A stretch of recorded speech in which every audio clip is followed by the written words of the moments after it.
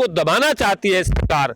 अरे पिछले 10 वर्षों में 45 लाख करोड़ रुपए का हिंदुस्तान के किसानों ने नुकसान हो गया। ये क्यों नहीं एमएसपी के कानून बनाते? पूरे देश का किसान मात्र 6% ऐसा है जो एमएसपी में अपनी फसलें बेचता है। देश के किसान को बर्बाद करने का, देश के किसान को तबाह करने का काम कर रही है सरकार। जब तक ये बिल वापस नहीं, ये कानून वापस नहीं, हमारी घर वापसी नहीं है, हमारा तो नारा है। अरे संवाद होगा आपस में, तभी तो वार्ता का समाधान होगा। किसान यहाँ से अपने घर को जाएंगे, सरकार को धन्यवाद देते जाएंगे। किसान आंदोलन के 68वें दिन सरकार और किसान के बीच लगातार घमासान जारी है। इस बीच पत्रकार भी लपेटे में आ गए हैं। जहां अब तक मुकाबला सीधे तौर पर किसान और सरकार के बीच था, वहीं अब इसमें पत्रकारों की भूमिका अहम हो गई है। पत्रकारों को भी नोटिस दिया जा रहा है और उन पर मुकदमे भी दर्ज किए जा रहे हैं। आज हम इस संदर्भ में इन किसान नेताओं से जानेंगे कि आखिर इनकी क्या राय है और पत्रकारों को लेकर इनकी क्या सहानुभूति है, इन्होंने अब तक उनके लिए क्या किया। सर आप बताएं। हमारी पूरी सहानुभूति है उन पत्रकार बंधुओं के साथ में है जिन लोगों के खिलाफ ये फर्जी मुकदमे किए गए हैं। और ये कलम पर एक किस्म का सरकार का पहरा है।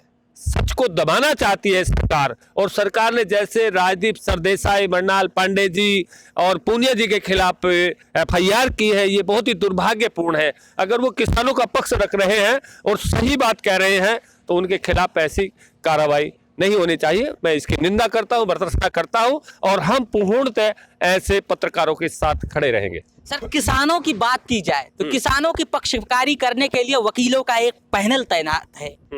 अब जहां तक बात पत्रकार की आती है तो इनकी आवाज कौन उठाएगा, इनका मुकदमा कौन लड़ेगा, इनके मुकदमे में जो पक्षकारी होनी चाहिए उसका दायित्व भार कौन संभालेगा? अरे भाई, हम तो किसान हैं, बहुत गरीब हैं, और वास्तव में आप जाओगे गांव में देखेंगे किसान कितने बदहाली के आंसू बह रहा है। किसान के पास तो पैसे ही नहीं है कि सुप्रीम कोर्ट, हाई कोर्ट में अपने मुकदमे लड़ ले। वो तो हम तो धन्यवाद करना चाहते हैं उन वकीलों का जिन्होंने पैनल बनाया। हमारी जेब तो में तो पैसे ही नहीं है। कौन देगा उनको? 4-4, 5-5 लाख रुपए लेते हैं एक हेयरिंग के। हमारे पास तो पैसा नहीं है। तो जो पत्रकार हैं, जो स्वतंत्र पत्रकार हैं, उनके ऊपर जो मुकदमे हुए हैं उनकी पैरोकारी करने के लिए अब वकील नहीं है, आपके कहने का मतलब ये है? नहीं नहीं नहीं नहीं, ऐसा नहीं है। अरे इसे कोई नहीं देगा, वकील नहीं जाएंगे। मेरी बात तो सुनिएगा। अरे जब किसी के खिलाफ कोई कार्रवाई होती है तो उस कार्रवाई को भुगतना भी पड़ता है, उसको जेल में भी जाना पड़ता है, परेशानियां झेलनी पड़ती हैं। अरे भाई, हमारे खिलाफ अगर एफआईआर हो गई और वो वकील अगर हमारे मुकदमे नहीं लड़े तो हम तो जेल में भाई जैसे तैसे करके या तो वहां सत्य रहेंगे, या कोई ना कोई जिनके अंदर दया का भाव है, वकील ऐसे वकील है, वो आगे आकर के हमारी पैरोकारी करेंगे, हमारी पैरवी करेंगे। पत्रकारों के मुद्दे पर हम आपसे जानना चाहेंगे, आपकी क्या राय? मुझे मतलब पता नहीं, हमें तो ना पता जी। मोदी ने देश बेच दिया, रेल बेच दी, किसान बेचने को लग रहा है वो है। इसे बिजली बेच दी, रेल जहाज बेच दिए, किसानों को बेचने पर लग रहा है वो। हमें तो ना पता जी, हमें पता नहीं जी।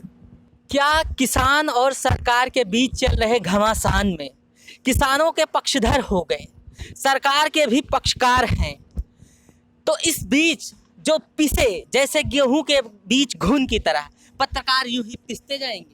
नहीं नहीं, हम इसकी निंदा करते हैं। और ये जो पत्रकारों के खिलाफ कार्रवाई हो रही है, हम इसकी निंदा करते हैं, हम इसके खिलाफ हैं। ये मीडिया वालों को, ये सरकार मीडिया वालों को दबाना चाहती है, ये बहुत गलत हो रहा है।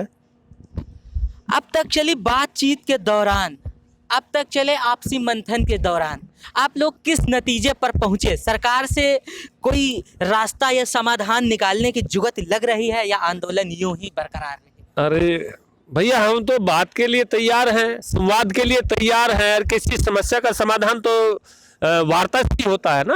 अरे संवाद होगा आपस में, तभी तो वार्ता का समाधान होगा। प्रधानमंत्री जी ने कह दिया हमारे और किसानों के बीच सिर्फ एक फोन कॉल की दूरी है, अगुवाई कौन करेगा? नहीं नहीं, हम तो चाहते हैं वो जगह तय वही लोग करेंगे, स्थान वही लोग तय करेंगे, तारीख वही तय करेंगे, तो वही तो तय करने वाले हैं। वे भी तो कॉल कर सकते हैं किसानों के पास। फिलहाल आप लोग अभी कॉल करने के मूड में नहीं। हमें अरे भाई, अब कोई, मैं एक बताना चाह रहा कि हम शोक में थोड़ा ही बैठे हुए हैं यहाँ, या हमें कुछ यहाँ ज्यादा मजा आ रहा है। अरे हम तो बहुत दुखी हैं, अपना दुख प्रकट करने के लिए यहाँ आए हैं। हम ये चाहते हैं कि सरकार इन तीनों कानूनों को रद्द कर दे, एमएसपी पे कानून बना दे। अरे पिछले 10 वर्षों में 45 लाख करोड़ रुपए का हिंदुस्तान के किसानों ने नुकसान हो गया। इस देश में सोने की सड़कें बन जाती, ये क्यों नहीं एमएसपी का कानून बनाते? पूरे देश का किसान मात्र 6% ऐसा है जो एमएसपी पे अपनी फसलें बेचता है। 94% लोग औने पौने दाम पर बाजार में अपनी फसलें बेचता है। देश के किसान को बर्बाद करने का, देश के किसान को तबाह करने का काम कर रही है सरकार। जी, आपसे मैं जानना चाहूंगा क्या कहें। हम तो ये कहे जी, ये कानून तीनों वापिस हो और काश्तकारों का कुछ न कुछ समाधान हो बेचारों का। ये तो परेशान है। मोदी तो अपना एक पर कह के एक कोल की दूरी है, आगे कुछ सुनाई नहीं करी, ना किसी से कुछ उसने कहा। तो पहल आप लोग भी करने के विचार में नहीं? नहीं, लोग पहल तो वे कर दे तो हम तो फिर तैयार हो जाए। वे पहल तो करे कुछ। वो तो एक बार कह के उन्हें दिखे ही नहीं। ये 68वां दिन है, 68वें दिन में एक बार उन्हें कहा नहीं। मान लिया काश्तकारों की कितनी मौत होगी यहाँ, मौत के बारे में किसी की भी कोई उन्हें सद्भावना कोई नहीं दिखाई। हाँ, 100 तो ज़्यादा हो लिए, 150 करीब हो गई। तो एक फोन कॉल की दूरी है, आप भी इंतजार कर रहे हैं कि फोन उधर से ही आए। अरे हम ये चाहते हैं कि बहुत जल्दी चर्चा करें, वार्ता करें, संवाद करें, इस समस्या का समाधान करें। और किसान को ये 3 कानून रद्द करने में क्या दिक्कत है भाई सरकार ने? अब हम आपसे जानना चाहेंगे कि चर्चा कब तक संभव हो सकती है? देखिए, ये तो सरकार ही बताएगी। देखिए, मोदी जी ने कह दिया कि एक कॉल की दूरी है। अब किसान के पास तो उनका नंबर नहीं है, अब वो नंबर भिजवा दे, हम ही अपनी तरफ से पहल कर लेंगे। आपके और चर्चा करने के लिए तैयार हैं। ये तीनों कृषि जो कानून हैं, इन पर बैठकर सहमति बनेगी और इसका समाधान होगा। आपके कहने का मतलब यह है कि प्रधानमंत्री जी ने फोन कॉल की दूरी बता दी लेकिन नंबर नहीं बताया। बिल्कुल बिल्कुल। अरे भाई, उनके तो कितनी देर लगती है यार। सदन बुलाए, कानून को निरस्त कराए, एमएसपी पर कानून बनाए, किसान यहाँ से अपने घर को जाएंगे, सरकार को धन्यवाद देते जाएंगे। यही तो चाहता है किसान। अब आप लोग आंदोलन के मूड में नहीं है? नहीं, अरे भाई, जब तक कानून रद्द नहीं होंगे, हमें तय कर लिया, जब तक ये बिल वापस नहीं है, कानून वापस नहीं, हमारी घर वापसी नहीं है, हमारा तो नारा है। आप लोग पहल भी नहीं करेंगे, कानून रद्द करवाएंगे, लेकिन इस उम्मीद के साथ कि प्रधानमंत्री जी फोन करवाएं या करें तभी वार्ता हो। अरे भाई, वो बता ना कि उन्होंने बैठना कहाँ है, स्थान तो निर्धारित वो ही करेंगे, तय भी, तारीख भी निर्धारित वो ही करेंगे। बात तो उन्होंने तो करनी है, हम तो जाना है, हम तो जाने के लिए तैयार हैं। हमारे जितने किसान नेता हैं, किसान संगठन हैं, सब जाने के लिए, वार्ता करने के लिए तैयार है। लेकिन सरकार तो अड़ी है और अड़ियल रवैया अपना रही है सरकार। सरकार ने पिछली 9-10 वार्ताओं में किया है कुछ किसान के लिए किया है कुछ? बताओ, कुछ किया है? 13 दौर की वार्ता हुई। हर बार कृषि मंत्री जी ने ये कहा कि किसान जो हैं कृषि बिल के खिलाफ बोलने के अलावा उसके खासियत पर, उसकी खूबी पर एक लफ्ज चर्चा करने की बात नहीं। बिल्कुल बिल्कुल। वो तो अभी, अरे कृषि सुधारों में सुधार जारी रहेंगे, कृषि में सुधार होते रहेंगे। कहीं के सुधार हो रहे भाई? बताओ, इन कानूनों से कौन से कृषि सुधार हो रहे हैं? ये जिस एपीएमसी की बात करते हैं, ये एपीएमसी ने 2006 में बिहार के अंदर हटाया।